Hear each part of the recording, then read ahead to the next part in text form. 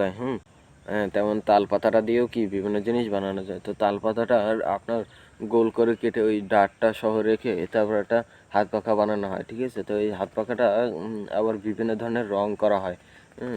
লাল, সবুজ, এরকম নীল, এরকম বিভিন্ন ধরনের হাতে রং করা হয়, ঠিক আছে?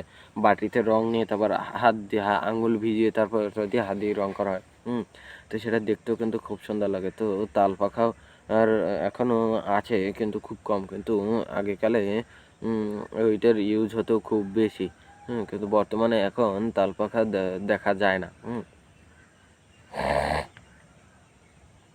তো এরপর হচ্ছে গিয়ে আপনার তালের যে ফলটা, ঠিক আছে?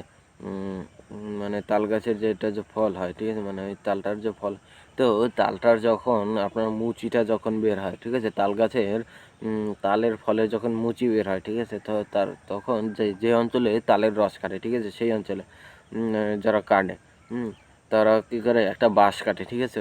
মানে একটা বাঁশ কাটে, ঠিক আছে? মানে একটা মানে বনও বাঁশ কাটে, ঠিক আছে? বনের যে বাঁশগুলো ওটায় গিঁট থাকে বেশি। মানে গিঁট হচ্ছে গিয়ে বাঁশের প্রতিটা গিঁট মানে এক একটা জায়গা থেকে এরকমের ডাল বের হয়, এরকমের টুনি বের হয়। ওই টুনিগুলোকে এতটুক সাইজে রেখে তারপর কাটে। কাটার পর তাল গাছের সাথে ওটাকে বাঁধে, ঠিক আছে? নিচে একটা বাঁধ দেয়, মাঝখানে একটা বাঁধে, উপরে একটা বাঁধে, ঠিক আছে? বাঁধার পর ওই তাল গাছের মানে ওই যে লাঠিগুলো যে থাকে আইকে, যেগুলো আইক্যা বলা হয়, মানে গ্রামের ভাষায় ওইগুলোকে আইক্যা বলা হয়, আবার গিঁটও বলা হয়। এই গিঁটের উপর মানে উপরে পাড়া দিয়ে মানে গিটের উপর পাড়া দিয়ে তারপর তারা কোমরে আপনার দাও মানে কাঁচি ধারালো, মানে ওগুলো প্রচুর পরিমাণে বেলের মতন বানানো হয়। ওগুলো মানে মূলত আপনার কামারের যে দোকানে, ওখানে তারা স্প্রিং পাতি দিয়ে বানানো হয় দাও।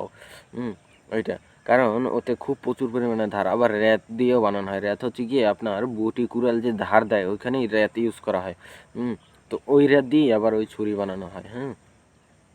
তো ওই র্যাতের যে বা এই স্প্রিং পাতি হচ্ছে কি আপনার গাড়ির যে স্প্রিং থাকে, ঠিক আছে? চ্যাপ্টা চ্যাপ্টা যে স্প্রিং, আবার গোল গোল যে স্প্রিং, ওইগুলোকে সোজা করে তারপর পিটিয়ে ওইগুলো দিয়ে বানানো হয় চাপাতি, মানে চাপাড়ি, মাংস কাটা, হাড্ডি কাটা, ছুরি, চাকু, এইসব বিভিন্ন ধরনের হাতিয়ার বানানো হয়। তো সেরকম একটা দাও বানিয়ে কোমরের সাথে ঝুলে একটা মোটা রশি দিয়ে বেল্টের মতন, তার সাথে কলস বাঁধা থাকে 2-3টা, মানে একটা কলস বাঁধা থাকে কোমরের সাথে।